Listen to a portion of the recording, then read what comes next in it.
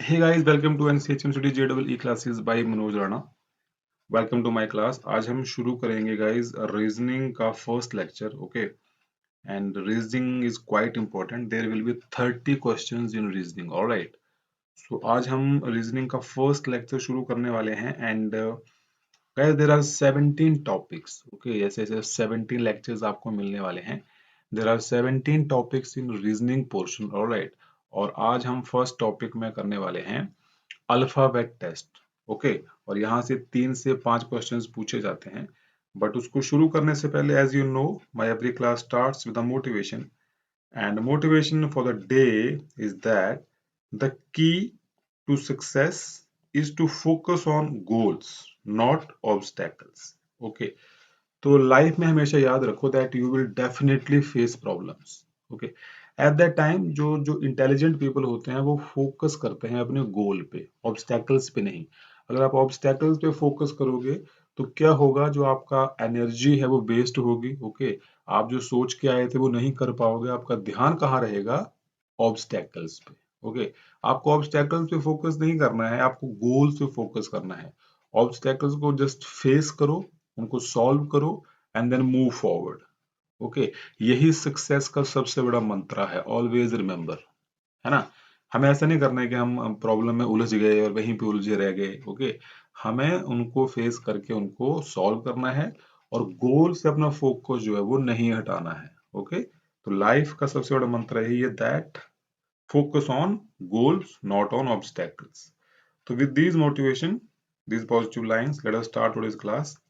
Guys, आज का topic है अल्फाबेट टेस्ट। ओके, और ये रीजनिंग का फर्स्ट चैप्टर है।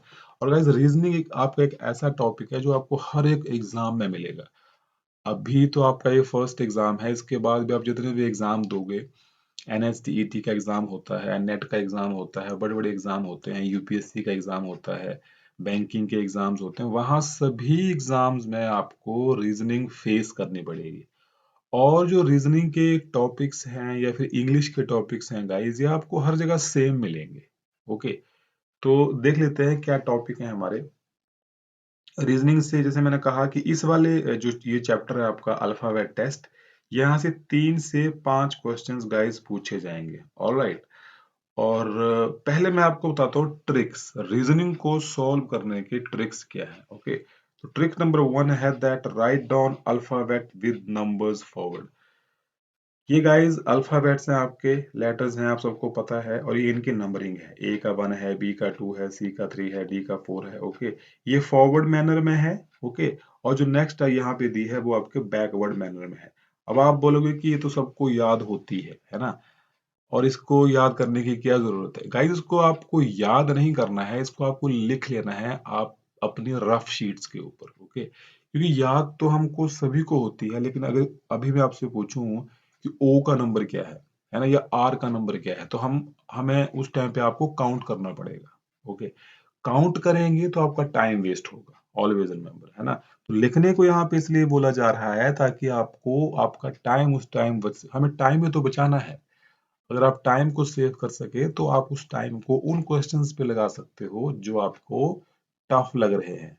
ऑलराइट, तो ये सबसे फर्स्ट ट्रिक है दैट आपने जो ए बी सी है ना, जो हमारे अल्फाबेट्स हैं, उनको गाइस आपने फॉरवर्ड मैनर में, ओके, और फॉरवर्ड मैनर में और बैकवर्ड मैनर में अपनी रफ शीट्स पे लिख लेना है। साथ में आपने क्या लिखना है, लिख लेना है इजोटी। ये बहुत इंपॉर्टेंट है, इसको बोलते हैं EJOTY. EJOTY। EJOTY means actually numbering दी गई है। ई जो है 5 पे आता है, जे 10 पे आता है, तो 5, 10, 15, 20, 25। गाइस, ये तीनों चीजें अपने अल्फाबेट्स फॉरवर्ड मैनर में, अल्फाबेट्स बैकवर्ड मैनर में, और साथ में इजोटी, तीनों को आपने रफ पेज पे लिख लेना। अब मैं बोल रहा हूँ कि रफ पेज पे लिख लेना है, तो रफ पेज कहाँ होंगे गाइस? यही ट्रिक नंबर 2 है कि जो आपको आप जो एनटीए जो एग्जाम करवाता है, तो जैसे आपका एग्जाम अगर 9 बजे शुरू होने वाला है, तो गाइस आपकी जो एंट्री है वो 8 बजे तक हो जाएगी। ओके, फिर वहां वो आपको सिस्टम पे कंप्यूटर पे बिठा देंगे बहुत अच्छे से, है ना। देन उसके बाद गाइस वो आपको एक पेंसिल देंगे, पेन देंगे और 2 रफ पेजेस देंगे, है ना। जो 2 रफ पेजेस हैं वो आपके एग्जाम शुरू होने से 15-20 मिनट पहले आपको मिल जाएंगे। ऑलवेज रिमेम्बर, है ना। तो गाइस जो आपको रफ पेजेस मिलेंगे, उन रफ पेजेस पे आपने चुपचाप से जो मैंने अभी आपको बताया, ये फॉरवर्ड मैनर, बैकवर्ड मैनर और इजोटी, ये लिख लेना है ना। पर यहाँ पे आपने एक ध्यान रखना है, बी स्मार्ट, क्योंकि कई बार वो ऑब्जेक्शन कर देते हैं। जैसे अभी मैंने नेट का एग्जाम दिया था, तो नेट का एग्जाम भी एनटीए ही करवाता है। तो कई बार वो ऑब्जेक्शन कर देते हैं, बट आपने स्मार्टली तरीके से इसको, उनको पता ना लगे, आपने इसको लिख लेना है। अब मैं आपको बता रहा हूँ कि ये क्यों लिख लेना है, क्योंकि यही आपका फोर्थ ट्रिक है गाइस। जैसे ही रीजनिंग वाले क्वेश्चन को आप सॉल्व करना शुरू करोगे, आप एकदम उस पेज को खोल लोगे जहां पे आपने ये फॉरवर्ड मैनर में, बैकवर्ड मैनर में एंड इजोटी गाइस लिखा होगा। ऐसा क्यों करेंगे, क्योंकि आपको उस टाइम पे काउंटिंग की जरूरत नहीं पड़ेगी, है ना। आपको जैसे ही रीजनिंग का क्वेश्चन आएगा और अल्फाबेट का क्वेश्चन आएगा, तो आप इस पेज को खोल लेंगे और आप यहाँ से उसको यूज करके बहुत इजीली अपने बहुत कम टाइम में अपने क्वेश्चन को सॉल्व कर सकते हैं। अब देखते हैं यहाँ से क्वेश्चंस कैसे पूछते हैं, types of questions they ask, है ना।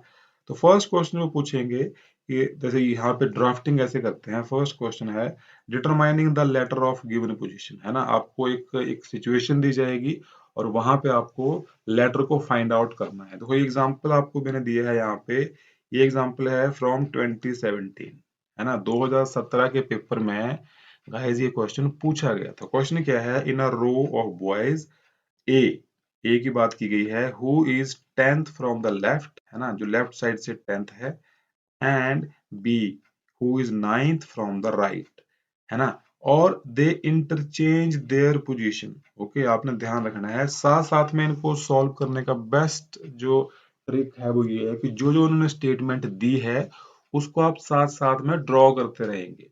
तो यहाँ लिखा है कि कोई एक रो है जहां पे जो ए है वो लेफ्ट साइड से 10th पे है ना। तो from left A is 10th, यहाँ पे ड्रॉ कर दिया। फिर बोला था that B is 9th from the right, तो यहाँ पे हमने बी को भी ड्रॉ कर दिया, B is 9th from right. बोला दे इंटरचेंज देयर पोजीशन, यहाँ पे बात की गई उन्होंने अपनी पोजीशन को इंटरचेंज कर लिया। तो मींस जो ए था वो 9th पे आ गया, ओके, और जो बी था, ओके, वो 10th पे आ गया। लेकिन यहाँ इंटरचेंज का मतलब ये होना चाहिए, लेकिन इन्होंने आगे और डिफाइन किया है कि जो ए है वो 15th बन गया from the left after interchange, है ना।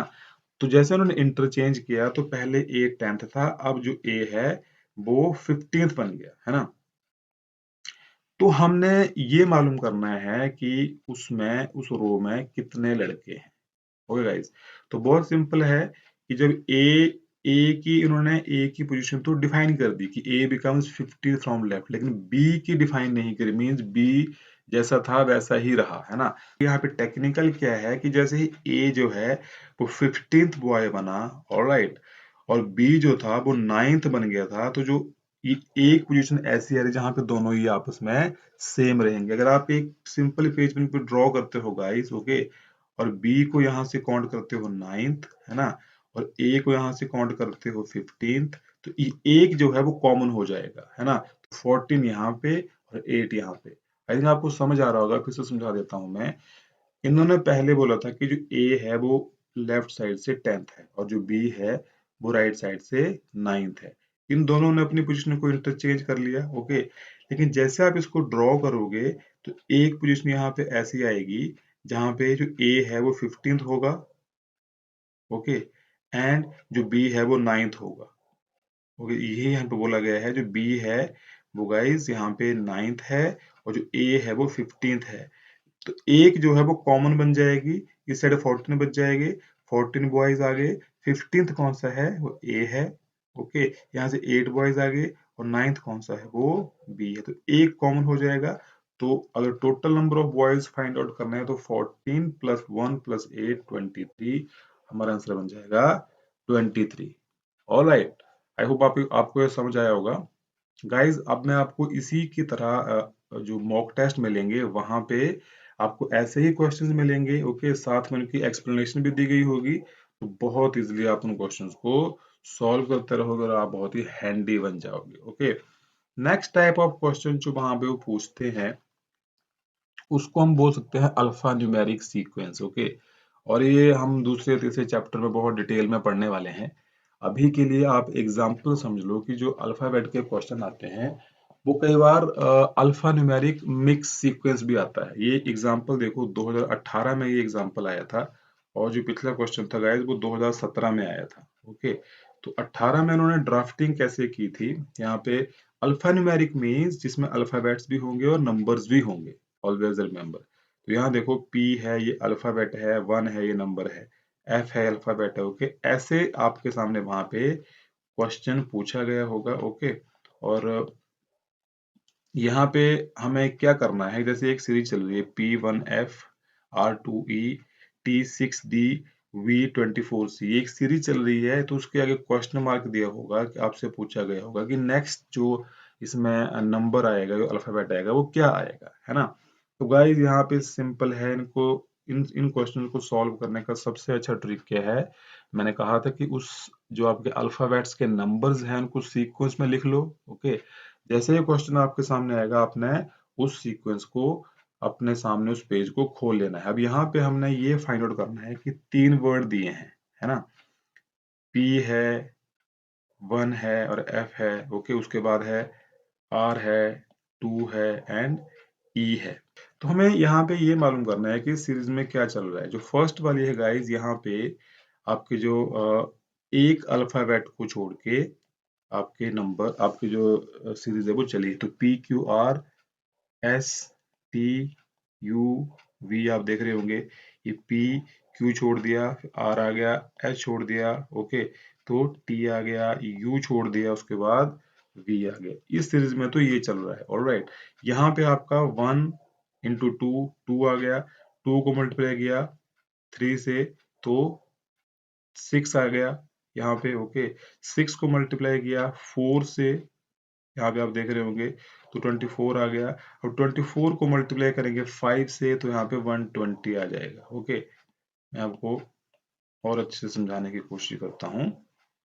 ओके, तो यहाँ पे जो ये वाली सीरीज है गाइज, यहाँ पे एक अल्फाबेट छोड़ के नेक्स्ट वाला अल्फाबेट आ रहा है। तो यहाँ V तक गया था। ओके, तो V से बाद हम एक अल्फाबेट और छोड़ देंगे, V तक आ गया था, W छोड़ दिया तो X आ जाएगा। ओके, तो हमारा यहाँ पे अल्फाबेट तो फर्स्ट वाला तो X आ गया, ये हमें यहाँ पे गाइस कंफर्म हो गया। ऑलराइट, यहाँ पे X आ गया, ये तो कंफर्म हो गया। ओके, नेक्स्ट बोला है कि नंबर कौन सा आएगा, तो नंबर में क्या चला है, 1 इंटू 2 2, 2 इंटू 3 6, 6 इंटू 4 24, 24 इंटू 5 आ जाएगा 120। ओके, और जो लास्ट वाला अल्फाबेट है गाइस, यहाँ पे क्या हो रहा है, यहाँ पे आपका एक यहाँ से इंक्रीजिंग हो रहा है, तो C है, D है, E है, F है, तो यहाँ पे क्या जाएगा, B। तो हमारा नेक्स्ट सीक्वेंस में क्या आएगा, X120B। गाइस ये आपको क्वेश्चन यहाँ पे थोड़े टफ लग रहे होंगे, लेकिन हम जैसे ही इनको मॉक टेस्ट में करने वाले हैं तो गाइस आपके क्वेश्चन बहुत इजी लगने वाले हैं, और वहां पे फिर आपका हाथ बहुत अच्छे से गाइस सेट हो जाएगा। ओके, तो ऐसे क्वेश्चन आपके सामने होंगे, इनको बोलते हैं alpha numeric sequence. Okay, same ऐसा ही क्वेश्चन आपको मैंने एक और दिया है, ये आपका होमवर्क है, आपको ये करना है और आप मुझे बताएंगे कि आपने कैसे किया। ओके, इसमें बोला है find the next term in alpha numeric series. Again ये अल्फा न्यूमेरिक सीरीज है। ओके, तो यहाँ बोला है जैसे Z1A है, X2D है, V6G है ना, उसके बाद T21J है, R88M है और P445P है। अब आपको यहाँ पे जो क्वेश्चन मार्क है, यहाँ पे क्या नंबर आएगा या अल्फाबेट आएगा वो आपको बताना है। ये 4 ऑप्शंस आपके सामने हैं। ओके, आप इनको इस क्वेश्चन को लगाएंगे और फिर मुझे बताएंगे कि आपका आंसर क्या आया। थर्ड टाइप जो क्वेश्चन कहाँ गाइस यहाँ से आता है, वहां पे आपको एक यू नो अल्फाबेटिकली वर्ड्स को अरेंज करने को दिया होगा। तो आपके सामने कोई एक वर्ड होगा। ओके, ये 3-4 वर्ड्स होंगे और आपको बोला जाएगा कि इन 4 वर्ड्स में या 5 वर्ड्स में आप जब इनको अल्फाबेटिकली अरेंज करोगे तो कौन सा वर्ड जो है वो सेंटर आने वाला है ना। तो अल्फाबेटिक सबको पता है कि पहले ए आएगा, फिर बी आएगा, फिर सी, फिर डी। ओके, जैसे सी है ना, तो सी सब में सी है तो सी सबसे नंबर पे आ जाएगा, ओके, फर्स्ट नंबर पे आ जाएगा। फिर ओ है तो ये भी अभी तक हमें नहीं मालूम है कि कौन सेंटर में आएगा। फिर यू है तो यू भी सब में सेम है। फिर जी है और एन है, सी है, के ऐसे करके आप जब इसको सॉल्व करोगे गाइस, तो जो काउंसिल है वो आपका सेंटर में आएगा। क्रक्स क्या है इसका कि आपने अल्फाबेटिकली इनको लिखते जाना है ना। जो वर्ड पहले आता है उसको आप पहले लिखते जाएंगे, और जैसे आप इसको करेंगे तो अगेन बहुत इजीली आप इसको कर पाएंगे। क्रक्स अगेन जो आपने स्टार्टिंग में लिखा था, इस पेज को गाइस आप सामने रखोगे, ओके, तो आप इन क्वेश्चंस को बहुत इजीली सॉल्व कर सकते हो, है ना। फोर्थ टाइप के जो क्वेश्चन इसमें से आते हैं वो होते हैं लेटर वर्ड प्रॉब्लम। यहाँ पे क्या है गाइस कि आपको एक एक वर्ड दिया होगा और आपसे पूछा होगा, उसमें कुछ पर्टिकुलर कंडीशंस दी गई होंगी। मैं आपको यहाँ पे एग्जांपल देके समझाने की कोशिश करता हूँ। यहाँ बोला है how many pairs of letters are there in the word bucket which have as many letters between them in the word as in the alphabet. क्या बोला है कि यहाँ पे जो ये वर्ड है इसमें ऐसे कितने लेटर्स हैं, पेयर हैं, जिनके बीच में उतना गैप है जितना कि एक्चुअल में होता है ना। तो यहाँ पे अगर हम इसको यहाँ पे लिखते हैं BUCKET, ओके, आपको गाइस ये देखना है कि BUC के बीच में कितना गैप है, ओके, और U और C के बीच में कितना गैप है, C और K के बीच में कितना गैप है, C और E के बीच में कितना गैप है, ओके, और E और T के बीच में कितना गैप है ना। ये कहाँ से मालूम पड़ता है? अगेन आपको ये वाला चार्ट खोलना पड़ेगा, है ना। अब यहाँ पे देखो साफ लिखा है, दिख रहा है आपको, है ना, कि जैसे ए से लेके डी के बीच में कितना गैप है, बी सी दो का गैप है ना। वैसे ही एफ और एच आई के बीच में कितना गैप है, जी एच दो का गैप है। यही यहाँ पे पूछा गया है कि अगर हम इनके पेयर्स बनाते हैं, है ना, अगर हम इनके पेयर्स बनाते हैं, जैसे बी और यू का पेयर बनाते हैं, तो बी और यू के बीच में कितने वर्ड्स हैं, अल्फा लेटर्स हैं, क्या उतने ही लेटर्स यहाँ पे भी हैं, है ना। तो जैसे हम यहाँ पे बनाते हैं तो हमें सिर्फ एक ही मिलता है, सी एंड ई। यहाँ पे देखा भी है सी एंड ई, है ना। तो इस पूरे वर्ड में जो बकेट लिखा है गाइस, बकेट लिखा है यहाँ पे सिर्फ सी और ई ही ऐसे अल्फाबेट हैं जिनके बीच में उतना गैप है जितना कि एक्चुअल में होता है। देखो ये एक्चुअल में है A B C D E, है ना, तो सी के बीच सिर्फ डी आता है ना, एक का गैप है।